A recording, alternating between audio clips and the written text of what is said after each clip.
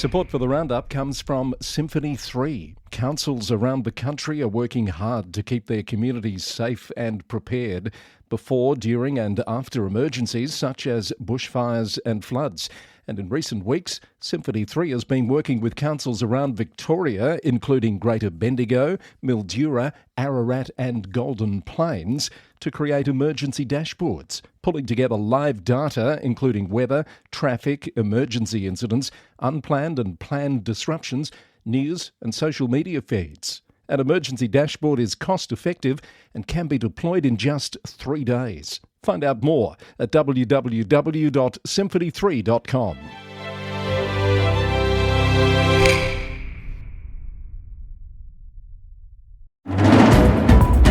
Coming up, allegations of an improper land tax grab in Wyndham. Indigo Shire shuts down misinformation about historic carriages.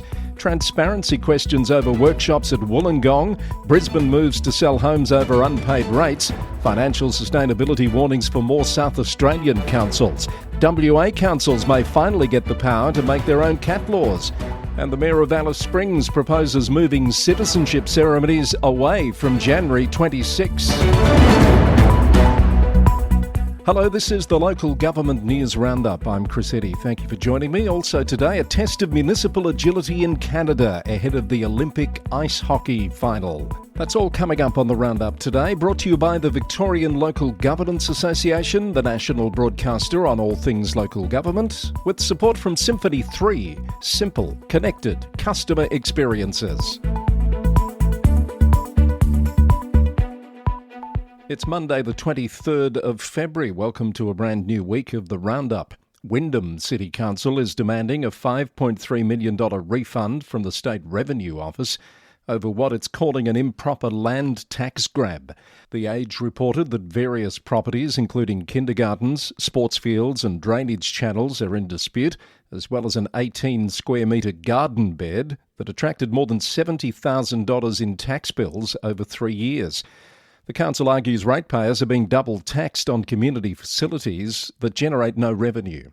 Wyndham is also calling for the Auditor-General to investigate whether land tax is being improperly imposed across all 79 Victorian councils. And in other Wyndham news, an arbiter's decision on a conduct matter brought by Councillor Robert Skatkowski against Mayor Josh Gilligan will be tabled at Tuesday's council meeting. In an unusual move, the details of the matter have not been revealed, as the report has been deemed confidential until such time as it is tabled at the council meeting.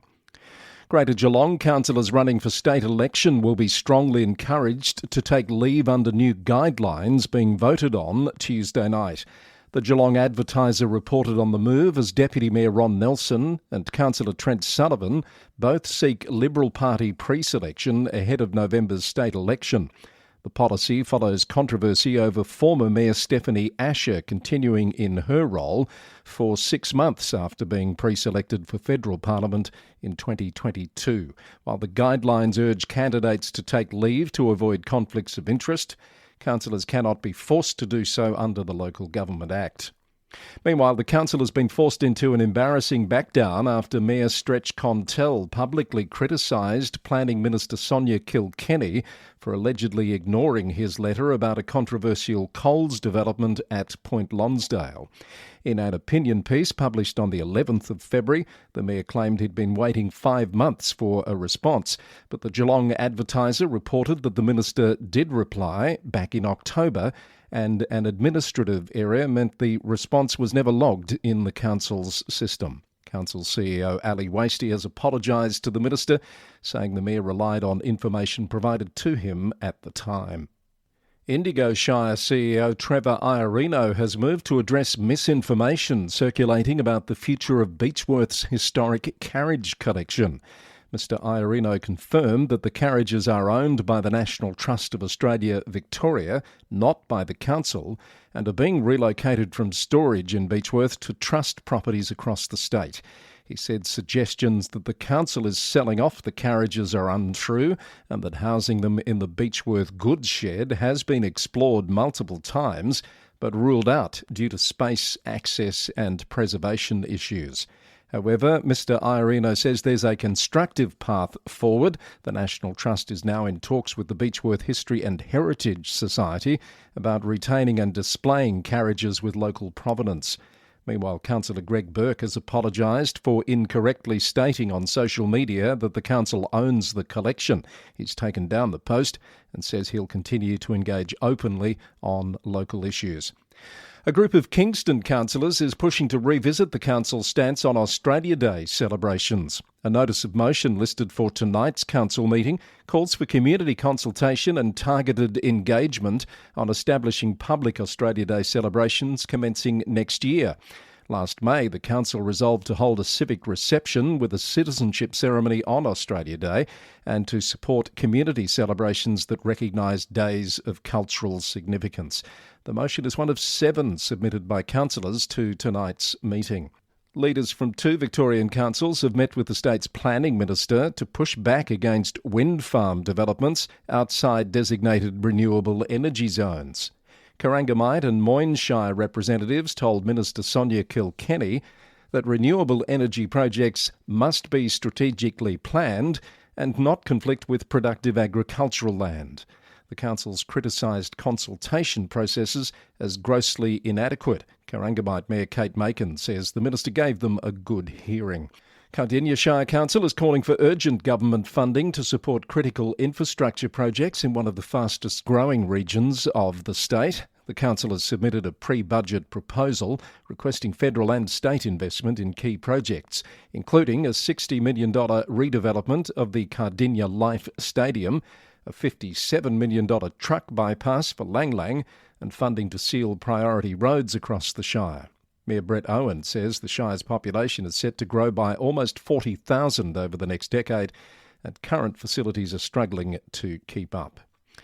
And police officers in Richmond are reportedly locked in a parking dispute with Yarra City Council. Drive.com.au reported that the council has cancelled long-standing parking permits that allowed up to 80 officers to park near the 24-hour station, forcing them to find street parking during shifts that run around the clock. Victoria Police sources told the website that officers are being hit with hundreds of dollars in fines each year, and they've raised safety concerns about walking to distant parking spots late at night after dealing with people on bail. A council spokesperson said the personal vehicle permits don't align with parking policy and that other emergency services in the area don't receive similar permits. Also happening now, Bass Coast Shire has started a formal process for a special charge scheme to upgrade part of the Esplanade in Sunderland Bay. The stretch will get road and drainage improvements following a petition from residents last March and a previous proposal that was shelved in November. Construction has commenced on the Bannockburn Bike Park project funded by the Victorian Government and Golden Plains Shire Council. The project includes 3 tracks for riders of all skill levels, accessible pathways and seating. And Destination Central Victoria has launched a new regional brand, Victoria's Heartland, Place of Plenty, celebrating the region's richness and opportunities. Hepburn Shire Mayor Tony Clark said the brand aims to elevate the region's profile, attract visitors and investment, and support local businesses.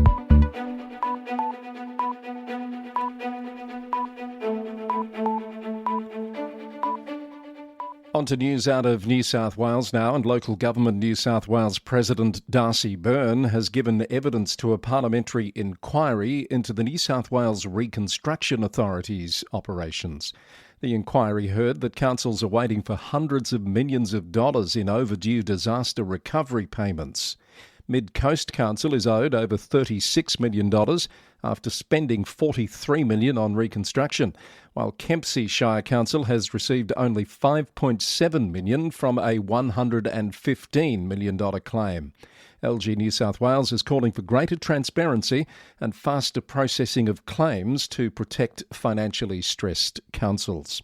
Questions are being raised about Wollongong City Council's new workshop policy following the introduction of strict rules introduced to end closed-door briefings. The council insists that it's meeting all the requirements of the new code of practice and that the workshops are not for briefing councillors on upcoming meeting agenda items. A spokesperson told the Illawarra Flame that workshops for things like strategic discussions and professional development activities are permissible. Resident groups and a current and former councillor have expressed concerns and scepticism about the workshops. Bathurst Regional Council has reported to its community that it's facing critical financial challenges driven by cost shifting, rising expenses and decreased grant funding. It has endorsed the development of a financial sustainability strategy and allocated $300,000 for expert consultation on options, including a special rate variation. Port Macquarie Hastings Council has unanimously supported a motion from Mayor Adam Roberts regarding an 18-storey development proposal in Port Macquarie. The mixed-use development at 29 Park Street, featuring 210 dwellings, including 35 affordable units, has been declared state significant by the Planning Minister, Paul Scully. Mayor Roberts says the council wasn't consulted before the December declaration and has requested a meeting with the Minister to discuss infrastructure needs and community consultation. Shoalhaven City Council has implemented security measures at its Holiday Haven division following a data breach.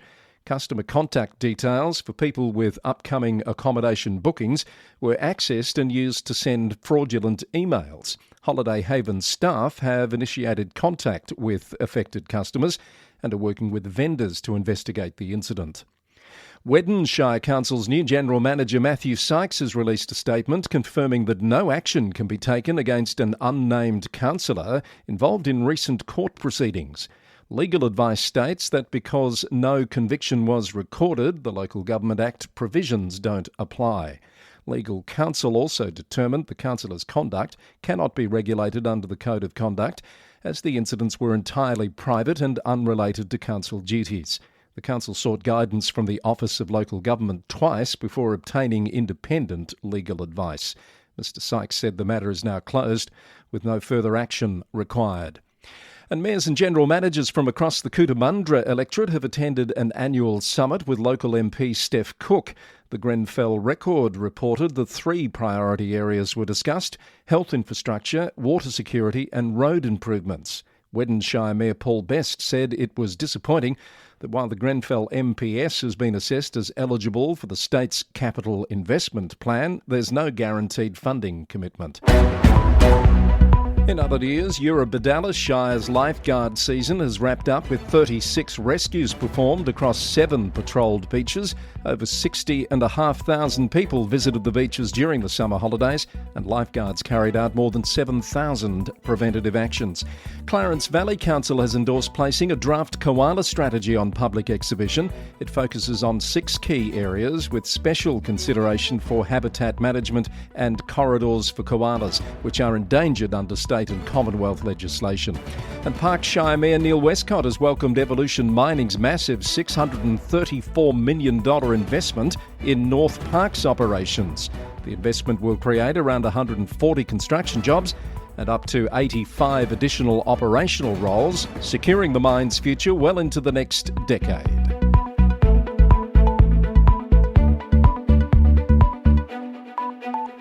You're listening to the Local Government News Roundup, which is brought to you by the Victorian Local Governance Association. It's the week of Fast Track, a sold-out event looking at incivility and its threat to local democracy. That's coming up on Friday in Melbourne, with attendees coming from all across the country, which is great to see. Support for the podcast also comes from Symphony 3, with their Smart Glue platform available worldwide on the AWS Marketplace, helping public sector agencies across the world provide simple, connected customer experiences. Find out more by heading to symphony3.com. Brisbane City Council is moving to sell 8 homes across the city over unpaid rates, totalling almost $250,000. The Brisbane Times reports the properties include houses and apartments in suburbs from the Gap to Forest Lake, with some debts dating back a decade. Lord Mayor Adrian Schrinner says council officers have repeatedly tried to contact owners and taken the debt recovery process through court. South Burnett Regional Council has unanimously passed new measures to address the region's housing crisis. The council will allow landowners to live in temporary dwellings on their own property, provided they meet health and safety standards. Family members will also be permitted to occupy sheds or caravans with basic amenities during the crisis. The changes will be reviewed after 2 years and don't include commercial arrangements. Redland City Council is pushing for a comprehensive review of the South East Queensland Regional Plan. The council wants all 17 state interests considered, not just the 5 proposed by the government. The council says limiting the review to housing, agriculture, mining, development and tourism could exclude vital considerations like environmental protection and hazard resilience. The council is also advocating to maintain the current urban footprint, arguing the city has substantial dwelling capacity without expanding into regional landscape areas. Douglas Shire Council is boosting the region's water security with a massive reservoir upgrade in Mossman. The new 35 megalitre facility will provide an extra 2 days of drinking water supply for the community. That's equivalent to 14 Olympic-sized swimming pools of water, giving residents resilience during wet weather events when turbidity can disrupt supply. The council expects to award the design and construction contract this year. Mount Isa Council has opened expressions of interest for consultants to help with a transformation study. It follows a ministerial roundtable that brought together industry, government and community leaders. The study will assess the copper value chain across the Northwest Minerals Province, including future opportunities at the smelter and refinery. In Noosa Shire, 25 affordable homes for Cooroy have secured a crucial council approval. The social housing units will be built on a former landfill site, and Coast to Bay Housing Group has secured state government funding to deliver the 1 and 2 bedroom dwellings. And Charters Towers Regional Council has received more than $3 million in state funding from the Community Benefits Fund to support the Water for Growth initiative. Treasurer David Janetsky announced the allocation during a visit to the region last week. The Mayor, Liz Schmidt, thanked the government for the funding, which will help the council progress infrastructure projects to support housing growth and essential services. To South Australia, and 6 more councils there are facing serious financial trouble. The Essential Services Commission has deemed Berry Barmera, Ceduna, Coober Pedy, Peterborough, Kangaroo Island and Southern Mallee District Councils either potentially unsustainable, marginally unsustainable or unsustainable. This brings the total to 9 councils now in financial strife, adding to previous warnings about other regional councils across the state. In Daily reported some positive news for Coober Pedy though. SA Water will take over the town's ageing water infrastructure by the end of this year, relieving what administrators call their greatest concern. Local Government Minister Joe Zakak says the findings are a wake-up call for irresponsible councils. He's pushing the federal government to increase support, noting that funding grants have halved as a share of federal tax revenue over the past 30 years.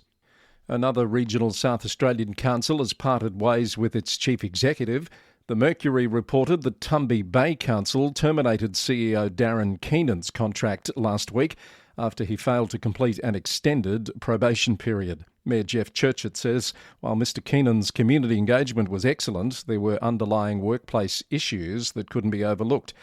Keenan, who started in May, had his 6-month probation extended by 3 months before the decision was made during a closed-door meeting last Tuesday. The council's deputy CEO will fill in while they search for a replacement.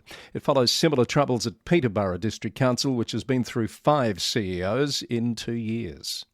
The city of Onkaparinga is calling for tougher state laws on e-bikes and personal mobility devices after growing safety concerns on shared paths.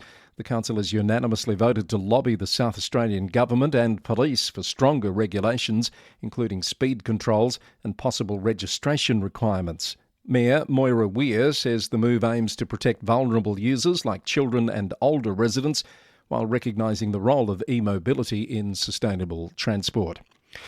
To WA, and the state government is introducing legislation to allow local councils to make their own laws limiting cat movements without needing state parliamentary approval. Local Government Minister Hannah Beasley says the changes will help protect native wildlife, with cats estimated to kill 300 million animals across Australia annually. ABC News reported that more than 20 councils have previously tried to bring in cat controls, but only 3 have been successful under the current system. 7 local councils in WA's Warren-Blackwood region are facing a combined $325,000 shortfall after the Forest Products Commission stopped paying rates on state-owned timber plantations directly to councils. ABC News reported that the Shire of Boyup Brook will be hit hardest, losing up to $150,000 this financial year, representing 3.5% of its total rates. Councils warn essential services, including road maintenance, community grants and health services, could be at risk. The Forestry Minister, Jackie Jarvis, has agreed to explore options with affected councils. And to the Northern Territory, the Mayor of Alice Springs, Astor Hill, has put forward a motion to move council's citizenship ceremonies away from January 26th to an alternative date within 3 days either side, according to a report from the NT News. The move comes after Ms Hill abstained from this year's Australia Day ceremony, drawing national criticism and prompting a petition calling for her resignation. The petition has gathered 1,220 signatures, though this is less than half the votes Ms Hill received in the local government elections last year. Another potentially explosive council meeting is expected when the motion is debated tomorrow.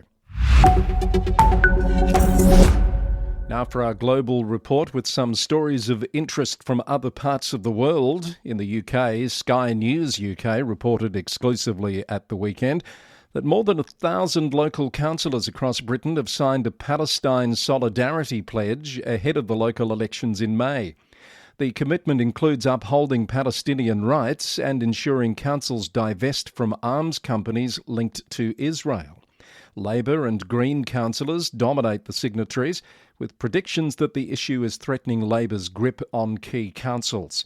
Critics, including the Israeli embassy and Conservative MPs, have condemned the campaign as political opportunism that risks fueling anti-Semitism. Labor councillors in Bedford have declared no confidence in Conservative Mayor Tom Wooten as pressure mounts for him to resign. The Bedford Independent reported the move follows government intervention over the council's financial crisis and accusations the mayor blamed officers rather than taking responsibility. Labor is calling for a referendum on whether to scrap the directly elected mayor system. And the Mayor of Upton, Jeremy Owenson, has been cleared of breaching the Code of Conduct following 4 complaints about his Facebook activity. According to the Malvern Gazette, the row centred on fundraising car boot sales and accusations he made misleading statements without proper democratic process. Malvern Hills District Council found no evidence of inaccurate statements or bad behaviour. Councillor Owenson said he was never in doubt about the outcome, insisting he always follows the rules. In New Zealand, a Wellington builder who purchased the city's former mayoral desk for $200 says he's willing to return it, but only if it goes into a museum, according to a report from RNZ. Raymond Morgan bought the historic desk from a tip shop last year and discovered over 200 confidential council documents locked inside. They range from 1988 to 2004. The desk was used by 4 mayors and is estimated to be 120 years old. An art historian calls its disposal outrageous and says the piece has national significance. The incident triggered a council inquiry after Mr Morgan found the sensitive documents, and the council says it will discuss the desk's future at a committee meeting next week. In the US, an increasing number of local governments across the country are exploring blockchain technology for public administration. USA Today reported that at least 19 states have established study groups to research blockchain applications. California's DMV has piloted the technology to digitise car titles, while Baltimore, Maryland is using it to track vacant properties. And in Texas, Austin is exploring blockchain solutions to help homeless residents maintain identification.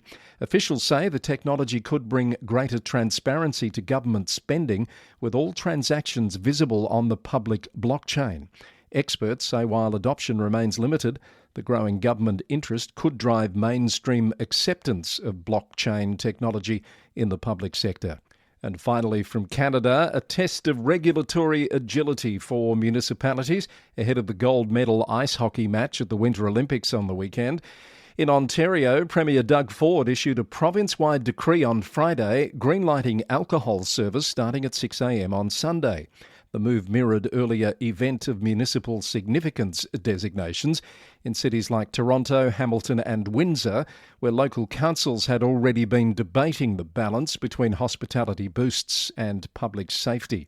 Out west, British Columbia went even earlier. Premier David Eby authorised a 5 a.m. start time, while the province issued a blanket request to the Union of BC Municipalities. The administrative burden fell on local halls. In Vancouver alone, the city had to fast-track dozens of individual applications in less than 48 hours to ensure bars were legal before the first puck drop. It wasn't all cheers, however. Road safety advocates and groups like MAD Canada expressed disappointment over the early hours, citing concerns about morning after impairment. And ultimately, it was disappointment as Canada went down to the US in overtime 2-1. You've been listening to the Local Government News Roundup, episode number 554, recorded on the morning of Monday, the 23rd of February, 2026. If you have comments or feedback, you can email us at lgweeklynews@gmail.com, and you can find out more about this episode, including story links, by heading to lgnewsroundup.com. The Roundup is brought to you by the Victorian Local Governance Association, the national broadcaster on all things local government, with support from Symphony 3, simple, connected customer experiences. We record in the city of Greater Geelong, Victoria, 3 times a week on the land of the Wadawurrung people of the Kulin Nation. Until Wednesday, thanks for listening and bye for now.